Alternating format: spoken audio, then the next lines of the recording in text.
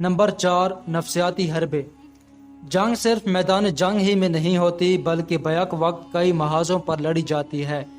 میدان جنگ کے گرم ہونے سے پہلے اور جنگ کے بعد بھی سرد جنگ جاری رہتی ہے۔ فریقین ایک دوسرے کے حوصلے پست کرنے کے لیے نفسیاتی محاذ پر بھی داد شجاعت دیتے ہیں۔ یہ جنگ اقتصادی اور ثقافتی محاذوں پر بھی لڑی جاتی ہے، جس میں ارباب دانش بھی اپنا کردار ادا کرتے ہیں۔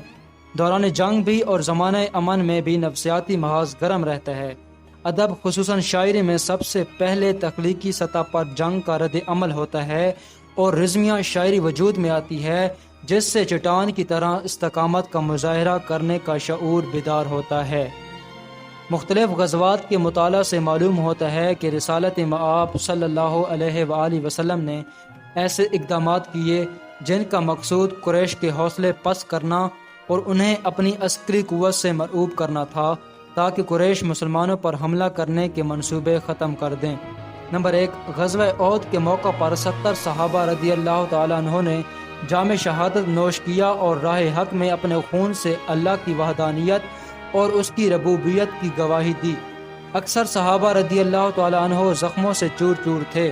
حضور صلی اللہ علیہ وآلہ وسلم نے اس اعصاب شکن ماحول میں بھی قریش کا تعاقب جاری رکھا۔ اس جرأت مندانہ اور دلیرانہ فیصلے سے ارد گرد کے قبائل پر مسلمانوں کی شجاعت کی دھاک بیٹھ گئی۔ دوسری طرف قریش کو بھی یقین ہو گیا کہ مسلمان اب تر نوالا نہیں رہے، یہ اپنی شکست تسلیم نہیں کریں گے۔ نمبر 2، فتح مکہ کے تاریخی موقع پر لشکر اسلام کو ارد گرد کی پہاڑیوں پر بکھیر کر رات کے وقت الاؤ روشن کرنا بھی ایک نفسیاتی حربہ تھا، جس کے فوری اور مثبت نتائج برآمد ہوئے۔ ایک دو جگہ پر معمولی سی مزاحمت کے علاوہ اہل مکہ نے عموماً مسلمانوں کے مقابلے کی جرأت نہ کی۔ ابو سفیان تو اس قدر مرعوب ہوا کہ اس نے اسلام قبول کر لیا۔ ابو سفیان کی کسی متوقع شرارت سے بچنے کے لیے اس کے گھر کو بھی دارالامن قرار دے دیا گیا۔ اس طرح اس کی سرداری کا بھی بھرم رہ گیا اور مسلمانوں نے مطلوبہ ہدف بغیر کسی جنگ کے حاصل کر لیے۔ نفسیاتی محاذ پر یہ مسلمانوں کی ایک بہت بڑی فتح تھی، جسے قرآن میں فتح مبین کے نام سے یاد کیا گیا۔ نمبر 3، غزوہ حنین کے دوران جب ایک مرحلے پر لشکر اسلام میں شکست کے آثار پیدا ہوئے تو آپ صلی اللہ علیہ وآلہ وسلم رجزیہ اشعار پڑھتے ہوئے دشمن کی طرف بڑھے۔ اس بے مثال جرأت کا مظاہرہ دیکھ کر صحابہ رضی اللہ تعالیٰ عنہ واپس پلٹے اور دشمن پر ٹوٹ پڑے اور فتح و کامرانی سے ہمکنار ہوئے۔ بنو حوازن معافی کے خواستگار ہوئے تو انہیں معاف کر دیا اور نفسیاتی محاذ پر بھی جنگ جیت لی۔ نمبر 4، محاصرہ طائف کے دوران بنو ثقیف کے وہ غلام جو مسلمانوں سے آن ملے تھے، انہیں آزادی کی خوشخبری سنا کر ان کے دل جیت لیے۔ نفسیاتی سطح پر اقدامات کرنے کا ایک مقصد سپاہیوں کے اعتماد کو بحال کرنا بھی ہوتا ہے، اور حضور صلی اللہ علیہ وآلہ وسلم نے یہ مقصد حاصل کر کے مستقبل کی فتوحات کی بنیاد رکھ دی۔ نمبر 5، رازداری اور جاسوسی کا نظام۔ حضور صلی اللہ علیہ وآلہ وسلم نے جنگی حکمت عملی وضع کرتے وقت بھی عام ڈگر سے ہٹ کر بلکہ اس کے برعکس اقدامات کیے۔ جنگی مہمات میں اپنے منصوبوں کی رازداری اور دشمن کی سرگرمیوں اور حکمت عملیوں کو صیغہ راز میں رکھا، اور صحابہ رضی اللہ تعالیٰ عنہ کو بھی ہدایت تھی کہ ہر مرحلے پر مکمل رازداری سے کام لیں۔ غزوہ تبوک کے علاوہ کسی مہم میں بھی صحابہ رضی اللہ تعالیٰ عنہ کو منزل کا پتہ نہ ہوتا تھا۔ خبر رسانی کے لیے آپ صلی اللہ علیہ وآلہ وسلم نے خفیہ لکھائی کا طریقہ ایجاد کیا اور خفیہ الفاظ کا استعمال کیا۔ دوران جنگ دوست اور دشمن کی پہچان کے لیے غزوہ بدر میں احد احد اور غزوہ احد میں امت امت کے الفاظ بطور کوڈ ورڈ استعمال ہوئے۔ دشمن کی نقل و حرکت سے باخبر رہنے کے لیے آپ صلی اللہ علیہ وآلہ وسلم خفیہ دستے دشمن کی طرف بھیجتے تھے۔ غزوہ بدر سے پہلے اس قسم کے 8 دستے روانہ کیے۔ قریش کی روانگی کی خبر آپ صلی اللہ علیہ وآلہ وسلم کو پہلے ہی مل چکی تھی، جبکہ غزوہ احزاب میں خندق کی کھودائی کا علم کفار کو مدینہ پہنچ کر ہوا تھا۔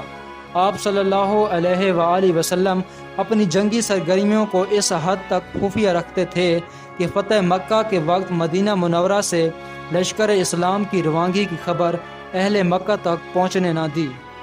تبوک کا طویل سفر غیر معروف راستوں سے طے ہوتا ہوا عساکر اسلام کی روانگی کی خبر کو خفیہ رکھا جا سکے۔ تبوک کا طویل سفر غیر معروف راستوں سے طے ہوا تاکہ عساکر اسلام کی روانگی کی خبر کو خفیہ رکھا جا سکے۔ دشمن کی جنگی تیاریوں سے آگاہ ہونے کے لیے حضور صلی اللہ علیہ وآلہ وسلم عام طور پر 9 مسلم صحابہ رضی اللہ تعالی عنہ کو بھیجا کرتے تھے، کیونکہ دشمن ان افراد کے اسلام قبول کرنے کی خبر سے لا علم ہوتا۔ اس طرح ان 9 مسلم صحابہ رضی اللہ تعالی عنہ کو دشمن کی سرگرمیوں کے بارے میں معلومات حاصل کرنے میں کوئی دشواری نہ ہوتی، میل جول میں آسانی رہتی اور کسی کو ان پر شک بھی نہ گزرتا۔ روایات میں مذکور ہے کہ غزوہ احزاب کے موقع پر ایک 9 مسلم صحابی رضی اللہ تعالیٰ عنہ نے کفار اور یہود مدینہ کے خفیہ گٹھ جوڑ میں شکوک و شبہات پیدا کر کے دشمن کے عزائم کو ناکام بنایا تھا۔ نمبر 6، ساز و سامان کی فراہمی۔ جنگ میں ہتھیاروں کی فراہمی اور سامان خورد و نوش کی سپلائی کو خاصی اہمیت حاصل ہوتی ہے اور کوئی سپہ سالار اس سے صرف نظر نہیں کر سکتا۔ مخالف فریق کی کوشش ہوتی ہے کہ وہ دشمن کی سپلائی لائن کاٹ دے تاکہ اس کے حوصلے پست ہو جائیں اور وہ ہتھیار ڈال دیں۔ یہ حقیقت اور ضرورت نگاہ نبوت سے اوجھل نہ تھی، اگرچہ ریاستی وسائل اس بات کی اجازت نہیں دیتے تھے کہ عساکر اسلام کو ملنے والی رسد نہ صرف وافر مقدار میں ہو بلکہ یہ اعلیٰ معیار کی حامل بھی ہو۔ تاہم حضور صلی اللہ علیہ وآلہ وسلم نے اپنے محدود مالی وسائل کے پیش نظر ممکن حد تک سپلائی لائن میں کوئی رکاوٹ نہ پڑنے دی۔ اس ضمن میں جو تھوڑی بہت کمی رہ جاتی اسے مجاہدین اسلام اپنی سادہ طرز زندگی سے پورا کر لیتے۔ وہ کھجور اور ستو کھا کر جذبہ جہاد سے سرشار ہو کر نکلتے۔ مسلمانوں میں جو چند ایک اہل ثروت تھے وہ حسب توفیق رضاکارانہ طور پر جنگی اخراجات برداشت کر لیتے۔ ساز و سامان کی کمی باعث رحمت ثابت ہوتی۔ لشکر اسلام بڑی تیزی سے نقل و حرکت کرتا جبکہ دشمن کا ساز و سامان سرعت کے ساتھ حرکت پذیری میں رکاوٹ بنتا اور مسلمان اسے بے خبری میں جا لیتے۔